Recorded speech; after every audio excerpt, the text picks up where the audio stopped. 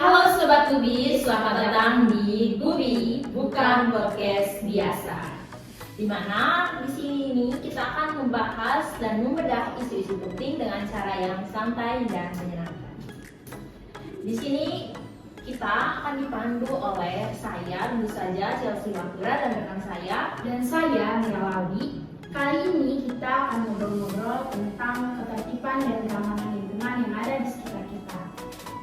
Oke, tentu saja topik yang akan kita bahas ini tidak akan dibahas habis oleh kami berdua sendiri. Kita sudah kedatangan bintang tamu yang sangat spesial dan pastinya akan sangat cocok dengan isu yang akan kita bahas kali ini. Waktu selanjutnya saya persilakan kepada bintang tamu kita yang kece-kece ini untuk memperkenalkan diri mereka. Halo Sobat Gubi, perkenalkan saya Winnie Roboto. Halo Sobat Gubi, saya Ismail. Halo Sobat Gubi, saya Isyana. Halo Sobat Gubi, saya Leni. Halo Sobat Gubi, saya Viviana. Halo Sobat Gubi, saya Patricia. Halo Sobat Gubi, saya Gerito. Oke, jadi selamat menyaksikan. Oke, jadi Kak Geri sebagai perwakilan tim nih ya, kira-kira apa sih yang membuat Kak Geri dan tim memilih Desa Plenty Timur khususnya di RT 09 ini sebagai lokasi penelitian? Dan juga kira-kira kenapa nih isu ketertiban dan keamanan ini menjadi isu yang penting untuk diangkat? Nah, jadi Chelsea dan Sobat Gubi. Jadi yang kita tahu keamanan dan ketertiban merupakan salah satu aspek fundamental yang ada dalam masyarakat Indonesia. Indonesia dengan beragam suku, ras, dan agama masih memiliki tantangan dalam menciptakan lingkungan yang harmonis. Nah, dari salah satu contohnya kami lihat di Desa Plenty Timur RT 09 yang masih memiliki tantangan terbesar dalam menciptakan lingkungan yang harmonis. Lalu kira-kira menurut kalian apa tantangan yang ditemukan di sana? Jadi ini Mira dengan Sobat Gubi, di sana itu dinamikanya kompleks. Kami telah menemukan beberapa masalah utama, mulai dari rendahnya kesadaran masyarakat terhadap hukum yang berlaku dan minimnya partisipasi dalam program alam, sampai munculnya terjadi persoalan sosial seperti kenakalan remaja yang sering nongkrong hingga larut malam atau kebut-kebutan. Bahkan ada isu-isu bahwa anak kos sering mabuk-mabukan keras atau minum-minuman keras dan hingga terjadi masalah atau keributan. Oh, ternyata masalah yang ada di RT 09 ini ternyata cukup banyak ya, dan kami rasa itu penting banget ya Sobat Gubi dan juga teman-teman untuk dibahas dan dikupas tuntas. Jadi lihat penelitian ini tuh ingin mengupas tuntas permasalahan yang ada di RT 09 Desa Plenty Timur. Betul kan Kak Vivi? Iya betul Sobat Gubi. Kami mau menganalisis peran mereka sekaligus merumuskan secara praktis. Nah, pelanggaran yang mereka buat itu menjadi masalah besar bagi Pak RT maupun masyarakat tempat. Nah, di sini kan kita tahu kalau peran RT itu tuh sangat strategis di lingkungan terkecil. Jadi kira-kira menurut Lady sendiri apa tugas dan fungsi RT dalam meningkatkan keamanan dan kesejahteraan rakyat sekitar? Nah, jadi begini Mira dan Sobat Gubi, RT itu kan lembaga yang dibentuk dari musyawarah masyarakat dan ditetapkan oleh pemerintah desa atau lurah. Nah, dalam hal ini, untuk keamanan dan ketertiban, RT itu sebagai penggerak utama dalam menciptakan lingkungan yang tentram dan harmonis. Nah, di sini untuk fungsinya mencakup pemeliharaan ketentraman dan ketertiban, serta sebagai penggerak swadaya gotong royong. Oh, kira-kira apa hanya RT aja nih yang punya peran? Kalau masyarakat sendiri, kira-kira perannya apa sih untuk bisa membantu sama-sama menjaga ketertiban dan keamanan? Peran masyarakat itu sangat penting Chelsea dan Sobat Gubi.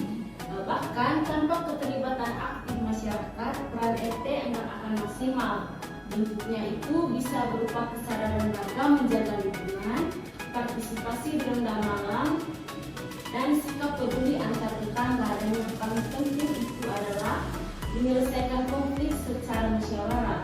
Itu semua landasan prinsip gotong royong. Tapi berdasarkan hasil wawancara kalian nih, apakah peran RT di sana sudah berjalan secara optimal atau belum? Oke, baik, Mira dan Sobat Budi. Sayangnya dari teman kami sebelumnya itu ada praktik-praktik seperti ronda malam itu tidak berjalan dengan baik. Pos kami yang seharusnya menjadi sarana keamanan malah tidak difungsikan, bahkan disalahgunakan oleh remaja untuk dijadikan tempat nongkrong dan mabuk-mabukan serta menimbulkan kekacauan.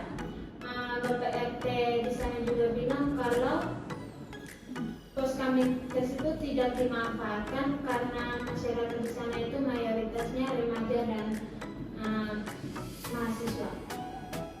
Oh, seperti itu. Karena mayoritasnya remaja dan mahasiswa, tapi malah mereka yang membuat kekacauan. Jadi susah ya buat Bapak RT untuk mengaktifkan kembali si pos kami yang sudah.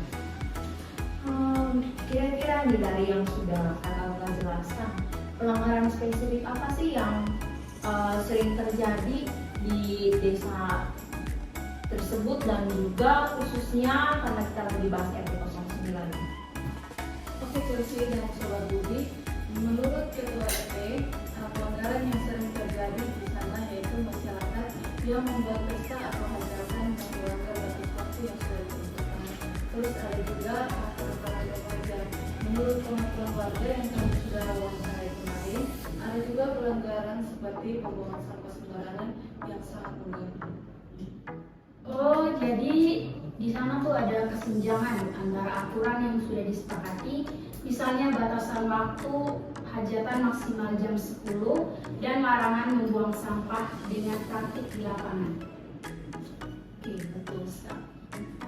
Oke, jadi kita kembali lagi bersama Kak Geri sebagai perwakilan dari teman-teman ya. Jadi Kak Geri, kira-kira Kak Geri bisa masih kasih tahu sama kita dan juga khususnya buat Sobat Budi yang ada di rumah.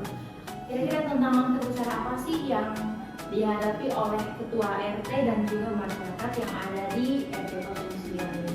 Nah, jadi gini Sobat Budi, dari hasil penelitian kami di RT 09 Desa Penki Timur, kami melihat ada dua tantangan terbesar. Yang pertama adalah rendahnya kesadaran dan partisipasi masyarakat, terutama dalam kegiatan ronda malam. Dan yang kedua adalah munculnya persoalan sosial seperti kenakalan remaja, kurangnya partisipasi masyarakat, dan yang lebih fatalnya adalah masyarakat yang membuat peraturan malah mereka yang menjadi dalang dari pelanggaran tersebut. Oke, jadi selanjutnya mungkin yang paling penting, kira-kira strategi apa yang diusulkan untuk mengatasi masalah ini? Oke, jadi gini Sobat Budi dan teman-teman semua, strategi yang telah kami temukan dari hasil wawancara kami dengan semua pihak, termasuk dengan perwakilan anak kos. Bapak RT itu mengusulkan untuk perlunya peraturan dari desa untuk menjaga ketertiban, dan yang paling utama adalah perlunya adanya kerjasama yang erat antara Ketua RT dengan masyarakat. Oke, jadi kira-kira selain untuk ketertiban, kira-kira dari segi untuk menjaga keamanan secara langsung itu kayak gimana sih teman-teman? Oke Sobat Budi, jadi perwakilan dari anak kos dia mengusulkan 3 strategi. Yang mana pertama itu perlu adanya partisipasi dari masyarakat setempat. Yang kedua itu perlu membangun kembali pos kamling yang sudah ada. Yang ketiga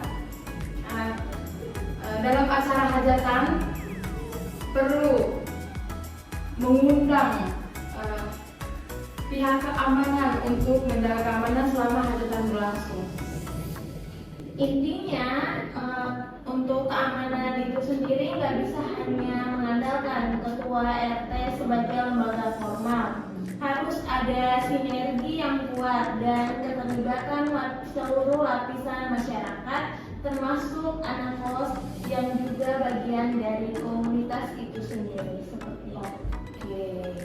Jadi apa sih kesimpulan akhir dari penelitian kalian?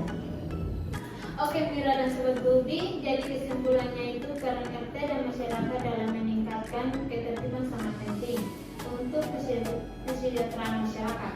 Keamanan dan ketertiban adalah tanggung jawab bersama. Peran RT itu sebagai koordinator dan penggerak partisipasi, sementara masyarakat berperan melalui kesadaran hukum dan ketertiban sosial. Jadi rendahnya partisipasi adalah hambatan utama. Oke, kira-kira ada nggak sih saran yang bisa teman-teman berikan nih terkait dengan permasalahan yang sudah kita bahas dari tadi? Oke, Chelsea dan Sobat Budi, tentu ada saran yang ingin kami berikan. Yang pertama itu bagi POT perlu meningkatkan koordinasi dan memperkuat kegiatan program hukum serta media seperti yang berikut bagi masyarakat diharapkan aktif berpartisipasi dan menjalankan kegiatan program. Yang bagi pemerintah desa harus mendukung RT dengan kegiatan yang partisipatif, menyediakan sarana keamanan dan memberikan bimbingan. Dan terakhir itu bagi generasi muda dan anak kos perlu diarahkan dalam kegiatan yang lebih positif seperti olahraga, seni, pembinaan karakter biar mereka tidak terjerumus dalam kegiatan yang menyimpang. Oke, jadi wah keren banget ya. Jadi keamanan itu bukan sekadar tugas dari polisi dan RT, tapi juga menjadi tanggung jawab kita semua loh Sobat Budi. Mari kita mulai dari diri sendiri untuk menjaga ketertiban dan keamanan di lingkungan sekitar. Oke, setuju banget nih Mira. Jadi masalah keamanan dan ketertiban ini ternyata bukan hanya tanggung jawab dari orang-orang yang memiliki jabatan kayak polisi, ketua RT dan lain sebagainya, tapi juga merupakan tanggung jawab kita bersama tentang bagaimana kita bisa sama-sama saling menjaga ketertiban dan keamanan di sekitar kita. Jadi saya Chelsea Wantura dan rekan saya Mira, kami pamit undur diri. Bye Sobat Budi.